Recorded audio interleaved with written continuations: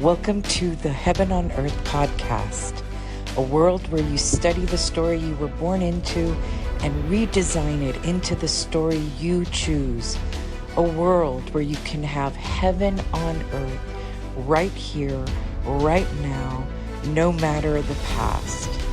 For me, heaven on earth is a holistic experience, leading with the heart, engaging with mind, body, and spirit. It's mindful, fostering calm and secure attachments. As we rise into consciousness, it's an earthly journey where we sensually embrace dynamic living. Welcome to the Heaven on Earth podcast, where psychotherapy meets spirituality and where I take a multidimensional approach, which means that we bring together healing, wholeness, and human leadership. Hi, I'm Claudia Cauterucci. I'm the podcast host. I'm a psychotherapist for over 25 years here in Washington, D.C. I am an empath leader. I'm a heaven on earth coach, and I'm the creator of the dynamic re-evolution curriculum. Woo! Those are a lot of words. So just to disclaim and make it very clear that this is not a religious space, even though it sounds like one, but it is a sacred space. In this way, we go deep, we anchor all traditions in with wisdom and with psychological spirituality, or what I coined psychospiritual. It's basically the intersection of psyche, soul, and psychology. So we're going to continue with the big theme of the era of emotions, which I think is what is starting now, the era of emotions. It's timely, it's turbulent, it's a tender journey into basically the role of emotions in our lives as individuals, but also as a collective. And why I believe that emotional intelligence isn't just a skill set. It's the leadership frequency of our times. And so this is a good moment to plug that the second edition, yes, of the Empath Leader book is coming out. And even though the base is the same, you're going to find some differences in it for sure. Those of you who've already had the first edition, there's several changes, but most of all, how divinely aligned it is to what is happening today in 2025. And what we're seeing in leadership and what we are requiring in leadership. So it's almost like the first edition was the first draft.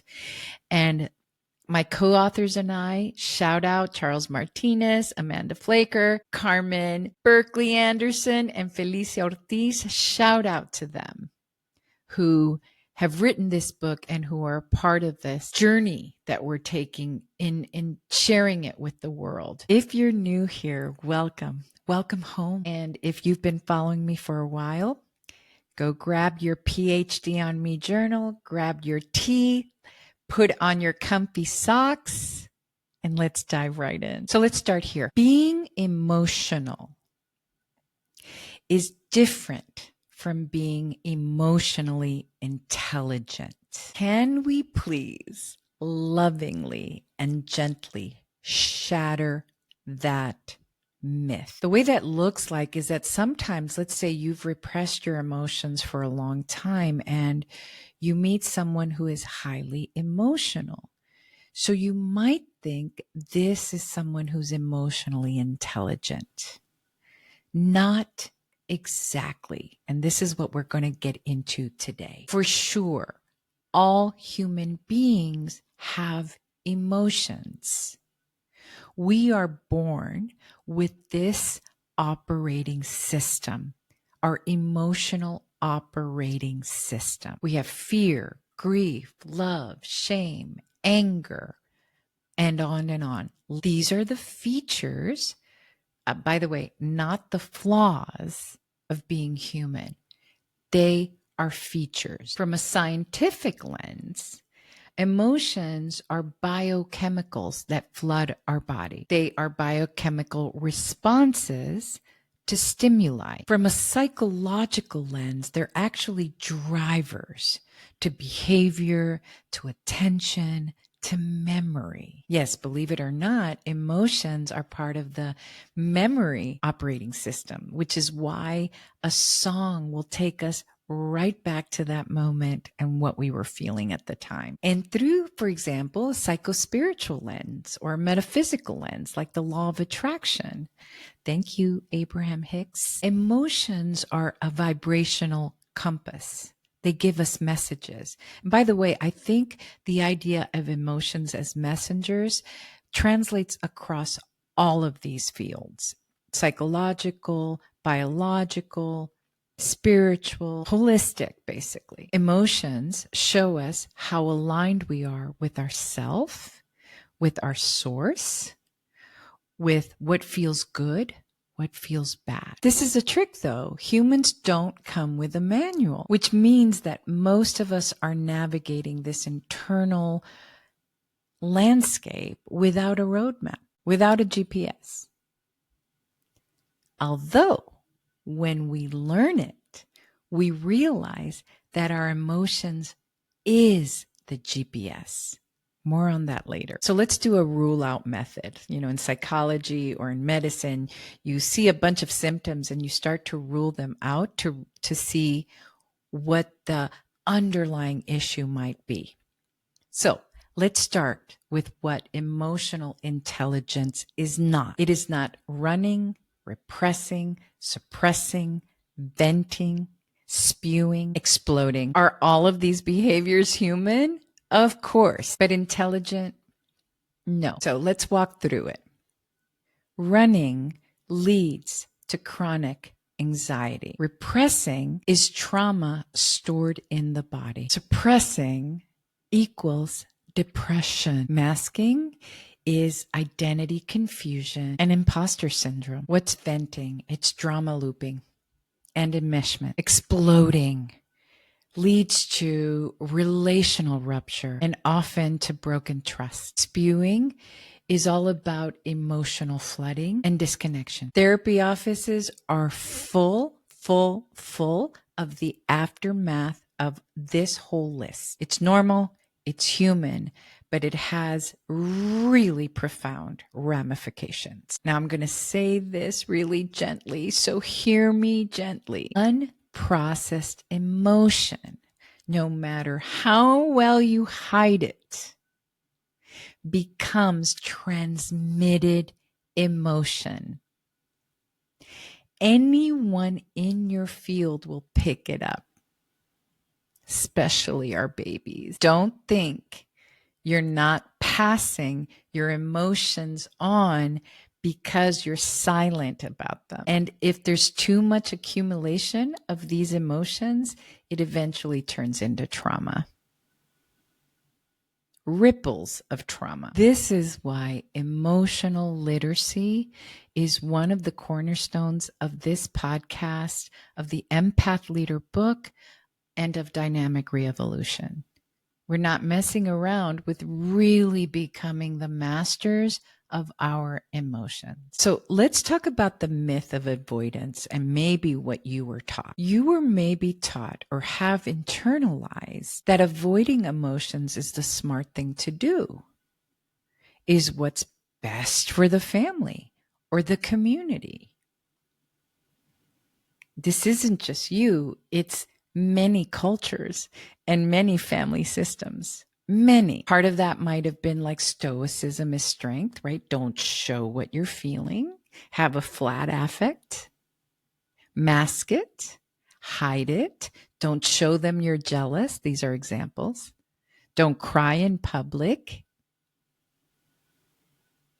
Don't get angry because that's embarrassing. And that might translate into many cultures that silence is dignity. It's elegant. Embedded in this myth is that the fastest way out of pain is to outrun it, outsmart it. But you know where I'm going. I'm here to tell you, you can't outrun what's in your bloodstream as an operating system. It's in you. Avoidance actually weakens us because it's going to ambush us.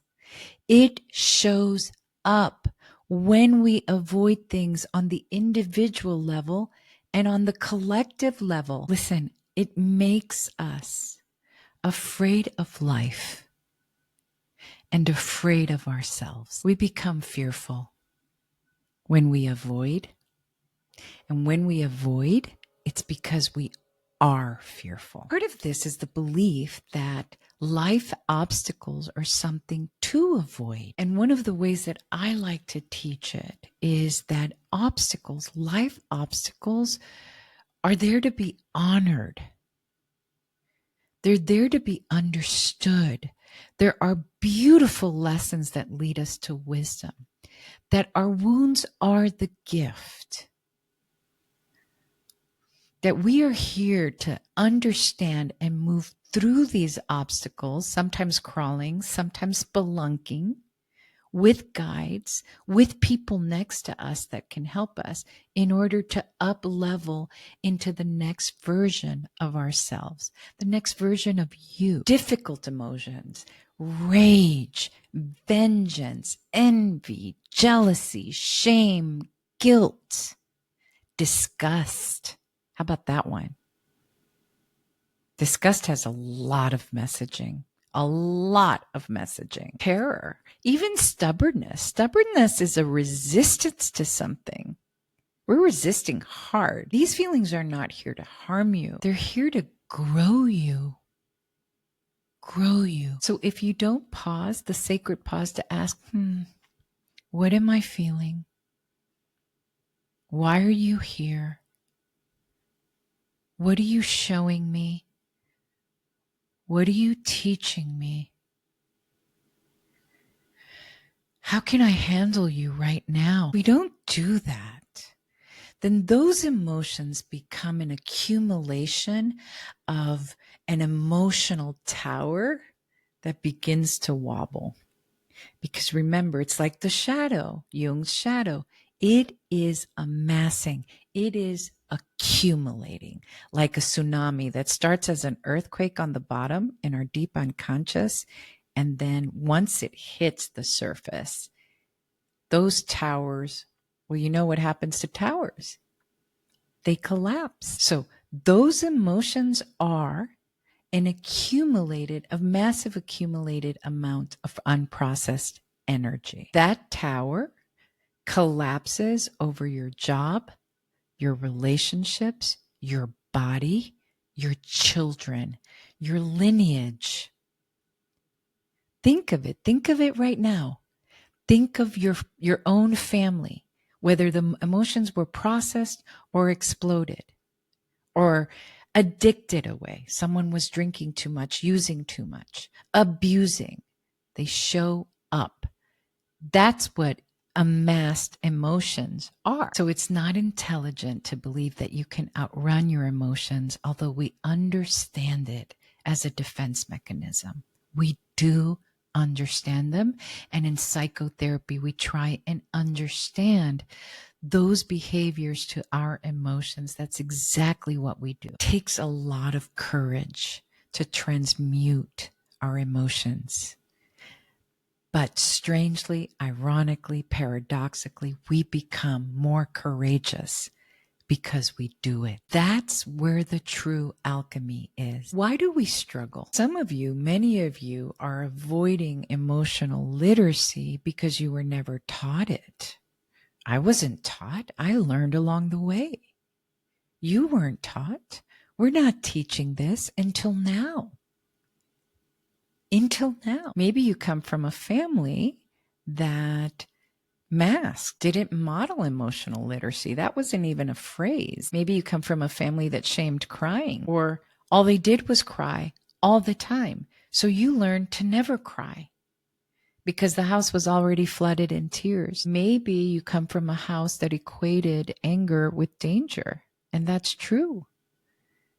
Because emotions that are not regulated with balanced behavior becomes danger. Maybe in your house, the space for grief or fear wasn't allowed. Maybe you avoid emotions because you equate it with being weak, and maybe people called you weak. This is certainly true for men. And maybe you come from a culture where just being over emotional all the time is the way to be, but that creates other types of ripples. Maybe some of you have been punished for feeling. You know, the whole, I'll give you something to cry about.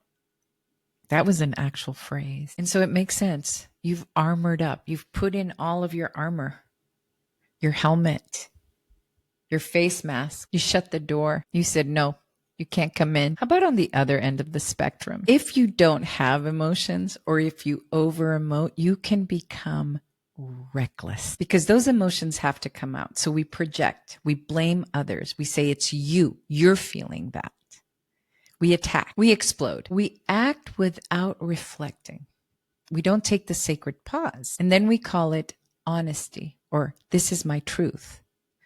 And we do want to speak our truth, but we want it to come from a place that is balance. Emotions, if not calibrated or regulated, can cause destruction. And we've seen it in all over our history books, all over humanity's history, and we're seeing it today. War, for example, is emotional illiteracy on a much grander scale, on a collective scale. It's fear, powerlessness, pride, and generational trauma. We see it in countries that have been fighting each other for decades, if not centuries now, or religions. So these emotions are acted out through destruction, through vengeance. Just pick up the newspaper, or if not, just scroll. You'll find them today. Why do we exploit our planet? Unprocessed emotions. It's really easy to see. We're not connecting. We are exhausting each other and depleting each other out of pure stubbornness. So let me offer you a reframe, and it's time for a reframe right now. Your emotions are an experience. They are a memory. They are messengers. They are a muscle. And they are our allies. When you feel an emotional trigger, what you're doing is you're actually experiencing the residue of something that happened to you before. It's telling you, listen to me. Let's consider this again. That little signal, that message is your nervous system trying to make you feel safe. Even though the trigger might show up as an unsafety, it's just giving you a message that this has to heal. Emotions are part of a roadmap, part of a memory, part of a toolkit. Emotions are a warning system, my loves. And when you start asking, what are you teaching me? What do I need to know in this moment? First, you're combining your intelligence with your feeling. Immediately, it begins to merge your executive functioning and your limbic functioning.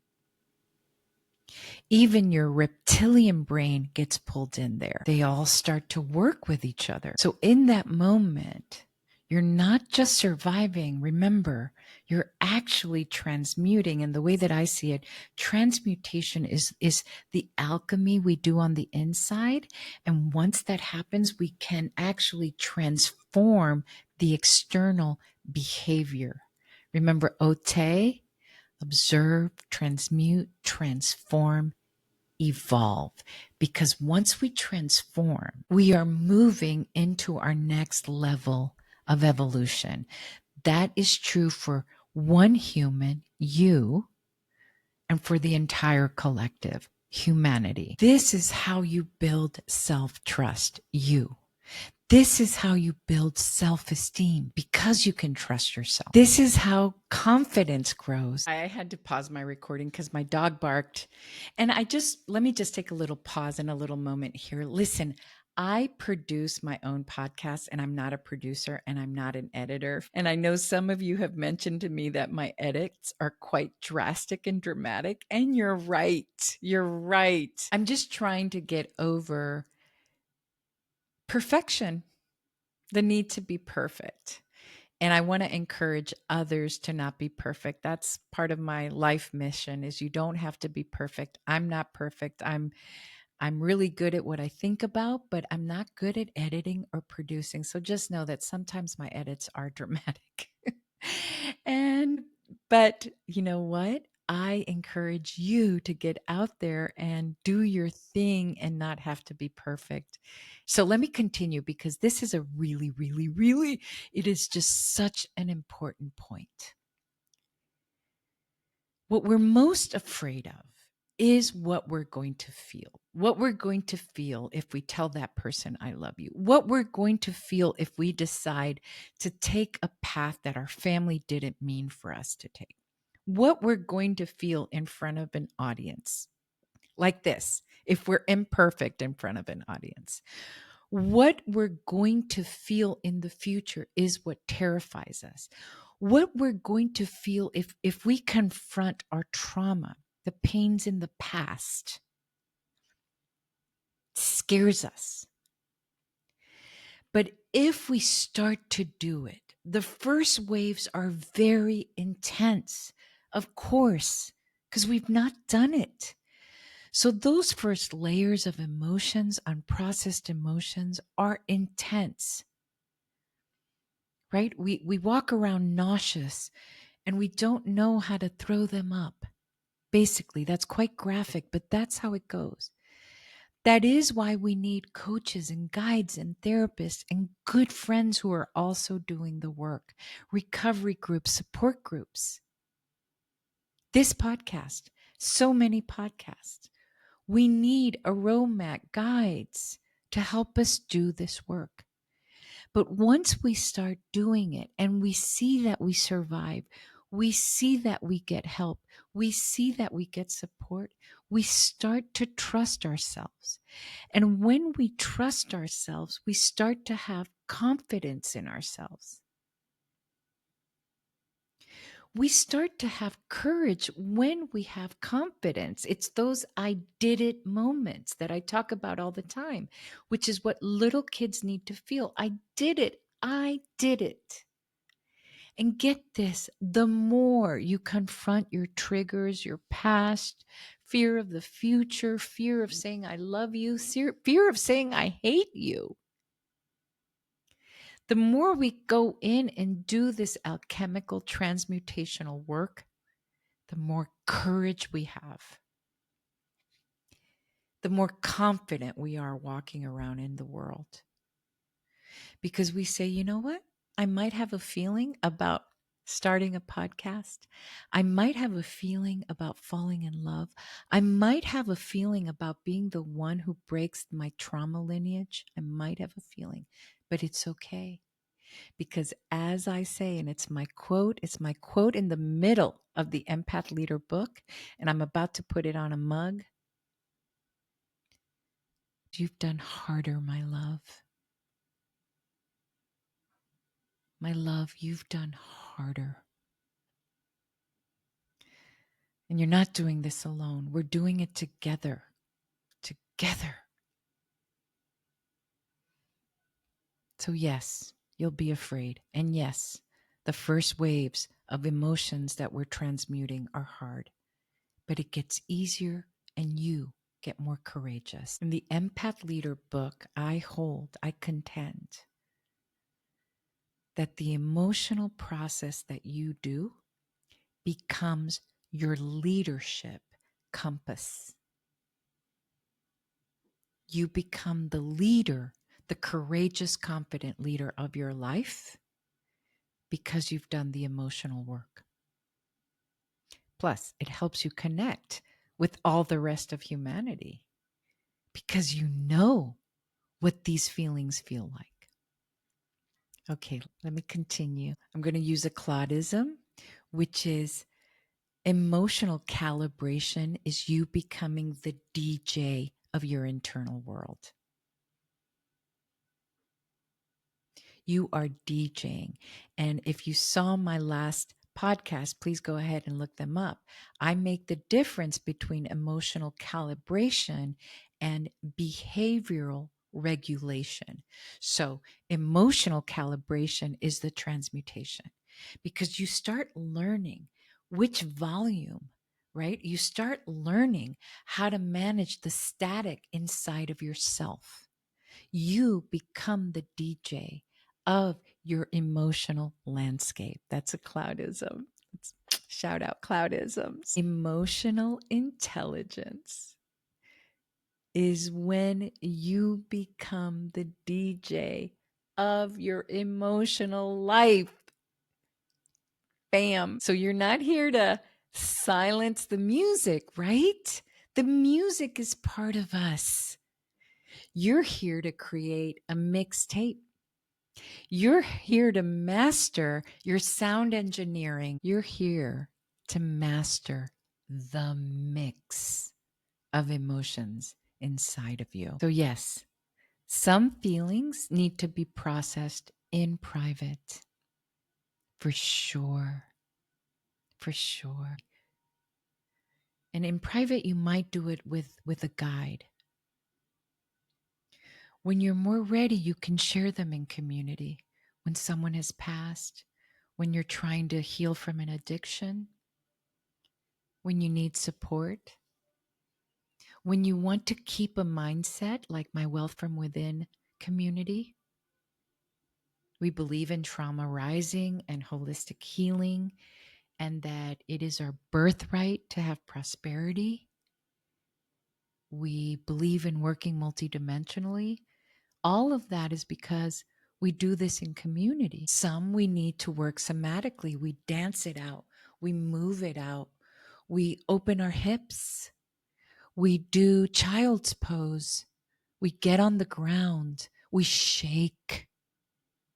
Yes, we process our emotions through our body because that's where it's stored. That's where it originally got memorized. Again, this is emotional artistry. I say in the book that the empath leader, by healing themselves, the empath, when they heal themselves, or the human, you who are listening to this, when you heal yourself, you become an emotional artist. And you and me together are going to become the feeling whisperers of the era of emotions, of the era that's coming up, because we see what is happening out there. This is what I mean by leadership. Leadership in your home, in your families, with your friends, of your own life. So let's bring it home. Let's bring it back to now. Let's bring it to this moment in history, 2025. I'm calling this the beginning of the era of emotions. And I believe that it started in 2020 when we all had to go inside and face ourselves. And maybe I should call it the era of intelligent emotions. Yes, that's better. Because we've had emotions. Mammals have emotions, period, from the day we were born. But this is the era of emotional intelligence. We are awakening to the great truth that empathy is power. Regulation is leadership. Get this. That emotional intelligence is evolution. And with the expansion of AI, with the rapid growth of AI, it's our emotional coding that makes us human. Machines will be able to calculate for sure and be very helpful. They cannot feel. Emotions are our sacred technology. It's how we talk to each other and how we talk to source. This is an invitation to stop fearing them and let's start training them. And yeah, how about a grander mission of raising a generation that does not have to recover from what we're too afraid to feel? So this is our work. This is our leadership work. This is our sacred work. This is our psychological work. This is our evolutionary work. This is what this podcast is all about. That's why I wrote The Empath Leader. This is why this series exists. So wherever you are right now, in your car, in your kitchen, walking your dog, I hope that you are reminded that your feelings are not the problem. Avoiding them is. Let's love your emotions. Let's use them wisely, my loves. Let's leverage them. Yeah. Let's transmute. Let's transform. Let's evolve. Let's become the DJ of the soundtrack of a more humane world. What does humane mean? We just love, honor, respect that we're human. And part of that is knowing and honoring our emotions. The era of emotions, intelligent emotions, is here. And you, my love, are on the guest list. Thanks for journeying with me, for being on this path with me. And again, stay tuned, because the second edition of the book is coming out. And I always want to shout out my co-authors. I want to shout out Jenny, who's our marketing agent, who's doing amazing work. And I want to shout out you, that for some reason you are here listening to this and you're either inspired to pick up the book or you have already. Let's do this. Let's do it together.